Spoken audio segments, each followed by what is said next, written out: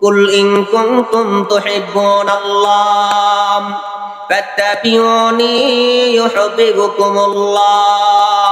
তোমরা যদি আল্লাহ তাআলাকে ভালোবাসো, ফাত্তাবিউনি, আল্লাহ বলেন তোমরা আমার নবীর অনুসরণ করো, ইউহিব্বুকুমুল্লাহ, তোমরা নবীজির অনুসরণ করা হইল। ওয়া ইয়াগফির লাকুম যুনুবাকুম, আল্লাহ তাআলা তোমাদেরকে ক্ষমা করে দিবেন, যুনুবাকুম মাফ করে দিবেন। ওয়াল্লাহু গফুরুর রহিম, আল্লাহ তাআলা হচ্ছে দয়ালু মেহেরবান। এক নম্বর হচ্ছে যে আপনি ফাত্তাবিউনি, তুমি যদি নবীর অনুসরণ করো।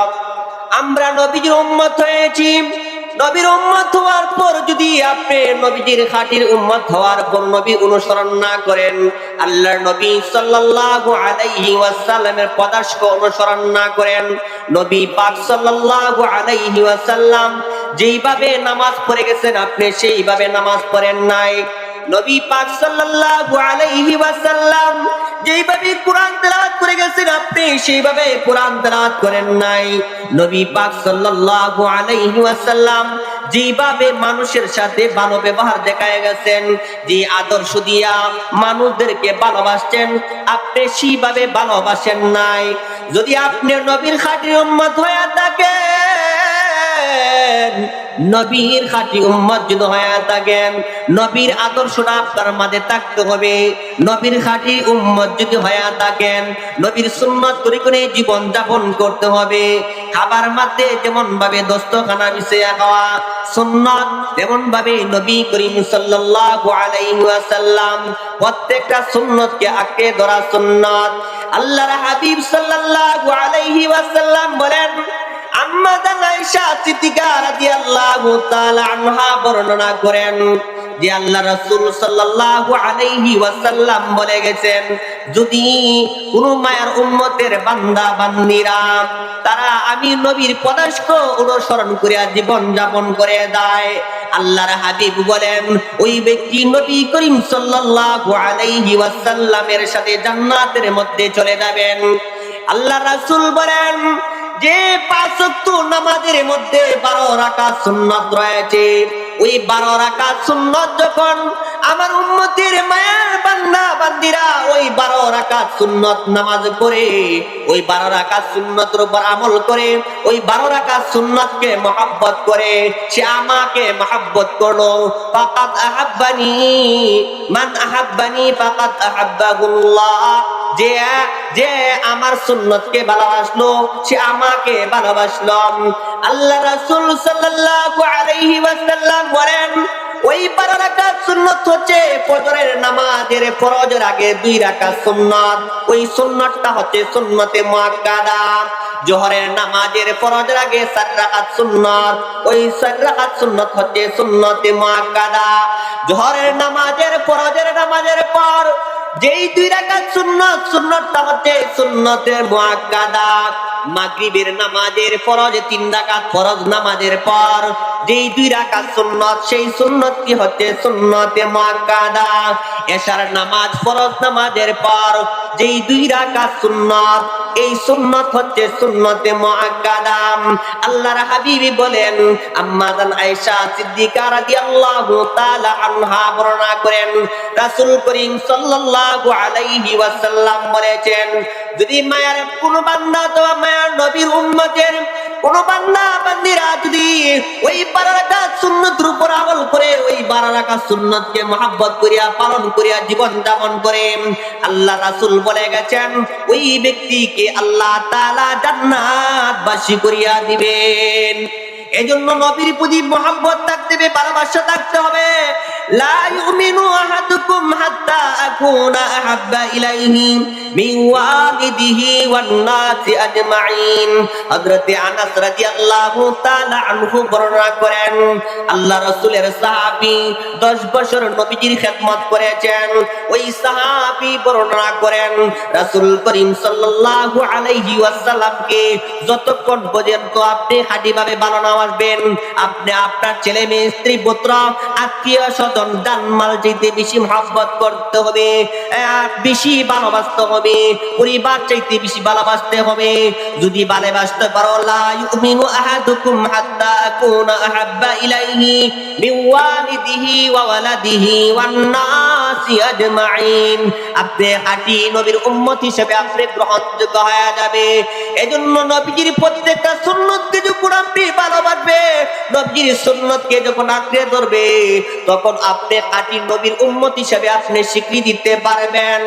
হযরত মুআবিয়া রাদিয়াল্লাহু তাআলা আনহু আল্লাহর রাসূল সাল্লাল্লাহু আলাইহি ওয়াসাল্লামের প্রতি কেমন মহব্বত ছিলেন। আল্লাহর রাসূলের সাহাবী হযরত মুআবিয়া রাদিয়াল্লাহু তাআলা আনহু, উনি সব সময় তাহাজ্জুদ নামাজ পড়তেন। মুআবিয়া রাদিয়াল্লাহু তাআলা আনহু ওনার কোন সময় তাহাজ্জুদ নামাজ ছুটে নাই, একদিন হঠাৎ করে তাহাজ্জুদ নামাজ ছুটে গিয়েছে, অর্থাৎ তাহাজ্জুদ নামাজ পড়তে পারেন নাই। উনি একদিন তাহাজ্জুদ নামাজ না পড়ার কারণে হযরত মুআবিয়া রাদিয়াল্লাহু তাআলা আনহু রাত্র যখন কাটিয়ে গেল, তাহাজ্জুদ নামাজ পড়তে পারেন নাই। পরের দিন সকালে ঘুম থেকে উঠিয়া উনি এমন কান্না জড়িত হয়ে গেলেন, এভাবে কান্না শুরু করে দিলেন। কান্নাকাটি করতে করতে মুআবিয়া রাদিয়াল্লাহু তাআলা আনহুর চক্ষু দিয়া পানি ঝরঝর করে বেরোতেছে আর বলতেছে, আল্লাহ, ও পরওয়ারদিগারে আলম, আল্লাহ, আল্লাহ গো, না জানি গো আল্লাহ আমি কি অপরাধ করে বেড়েছি, আল্লাহ আমি কত বড় গুনাহ করেছি, আল্লাহ গো, আল্লাহ আমাকে মাফ করে দাও, আল্লাহ আমি তাহাজ্জুদ নামাজ পড়তে পারি নাই, আমি আমার অপরাধ করেছি, আমি আমার জীবনে অনেক অপরাধ করে পেয়েছি, আল্লাহ আমাকে মাফ করে দাও। এভাবে মুআবিয়া রাদিয়াল্লাহু তাআলা আনহু কান্নায় জড়িত হয়ে গেলেন। কান্নাকাটি করতে করতে দেখা গেল মুআবিয়া রাদিয়াল্লাহু তাআলা আনহুর কান্নাটা আল্লাহ তাআলার দরবারে কবুল হয়ে গেছে। পরের দিন যখন মুআবিয়া রাদিয়াল্লাহু তাআলা আনহু ঘুমাইলেন, ঘুমানোর পর ডাকতেছে শেষ রাত্রে আসিয়া, হে মুআবিয়া, তুমি ঘুম থেকে উঠে যাও, মুআবিয়া ঘুম থেকে উঠে যাও। কে রে তুই ডাকতেছ আমাকে ঘুম থেকে উঠার জন্য? বলতেছি আমি উঠছি, ইবলিস শয়তান, আমি তোমাকে নামাজ পড়ার জন্য ডাকতেছি, তাহাজ্জুদ নামাজ পড়ার জন্য। তখন মুআবিয়া রাদিয়াল্লাহু তাআলা আনহু বলতেছেন, ওই ইবলিস শয়তান, তুই তো মানুষকে ভালো কাজ করার জন্য দেস না, তাহলে আজকে কেন আমাকে তাহাজ্জুদ নামাজ পড়ার জন্য ডাকতেছেন? এই শয়তান তোর উদ্দেশ্যটা কি? কারণ তোরা তো মানুষকে ভালো কাজ করতে দেস না, আজকে আমাকে তাহাজ্জুদ নামাজ পড়ার জন্য কেন ডাকতেছ? কারণটা কি? অবশ্যই তোর একটা উদ্দেশ্য রয়েছে। মুআবিয়া যখন প্রশ্ন করলেন, তখন শয়তান বলতেছে, হুজুর, আমি এই জন্য তো হুজুর আপনাকে ডাকতেছি, আপনি তাহাজ্জুদ নামাজ পড়ি না পড়িয়া আপনি আল্লাহ তাআলার কাছে যে সম্মান মর্যাদার মালিক হয়ে গেছেন গো হুজুর, এই সম্মান মর্যাদা আল্লাহ তাআলা আপনাকে তো উচ্চ লেভেলে নিয়েছেন। আপনি তাহাজ্জুদ নামাজ না পড়ার কারণে আল্লাহ তাআলা আপনাকে উচ্চ লেভেলে পৌঁছায় দিয়েছে। আমি এই জন্য আপনাকে ডাকতেছি, যাতে আপনি আর উচ্চ লেভেলে না উঠতে পারেন, তাহাজ্জুদ নামাজ পড়ে তাহাজ্জুদের সওয়াব পায়া যান। কিন্তু আপনি যে কান্নাকাটি করেছেন, ওই কান্নাকাটি করিয়া আল্লাহ তাআলার সান্নিধ্য লাভ করেছেন। হযরত মুআবিয়া বলতেছে, যা যা, হে ইবলিস শয়তান, আমি তোর কথা শুনবো না, তুই আমার কাছ থেকে দূর হয়ে যা।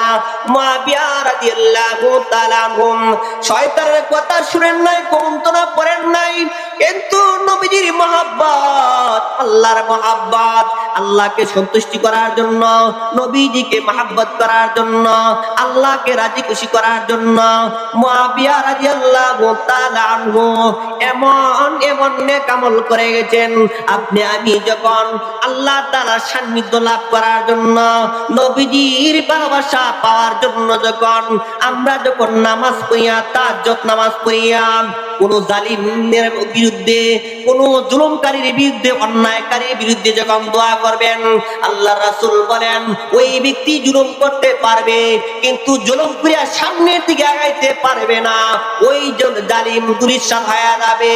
এজন্য মুসলমান নরনারীরা সব সময় যখন বিপদের মধ্যে পড়ে যাবে, বিপদের মধ্যে পড়ার পর তাহাজ্জুদ নামাজ পড়ে আপনি আল্লাহ তাআলার কাছে চাইবেন, আল্লাহর সান্নিধ্য অর্জন করবেন, নবীর মহব্বত অন্তরের মধ্যে ঢুকাইবেন।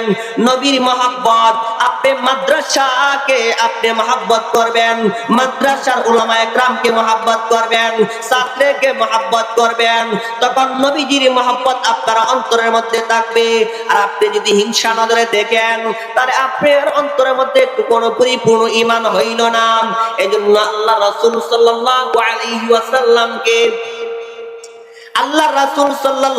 আলাইহি ওয়াসাল্লামকে ভালোবাসা পাওয়ার জন্য এক ডাকাত, ওই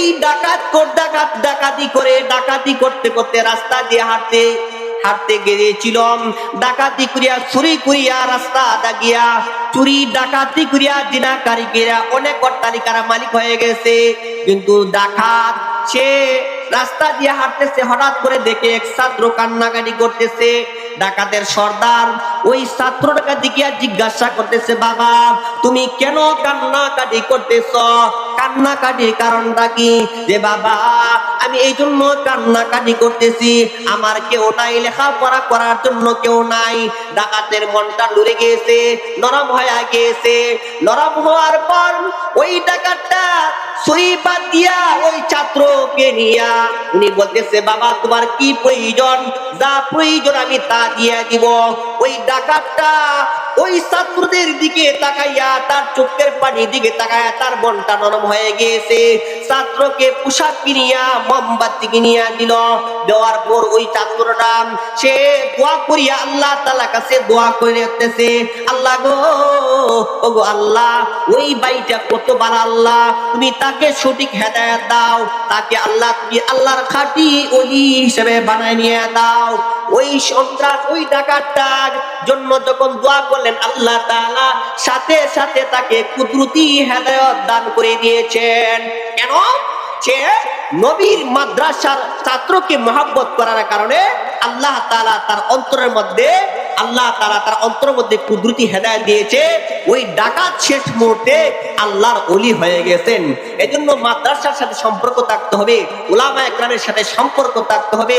বিরোধিতা করলে আপনি ধ্বংস হয়ে যাবেন, আপনি ধূলিসাৎ হয়ে যাবেন, সামনের দিকে আগাইতে পারবে না। আল্লাহ রাব্বুল আলামিন যেন আপনি আমাদের সকলকে নবীর প্রতি, আল্লাহর প্রতি মহব্বত থাকার তৌফিক দান করুক।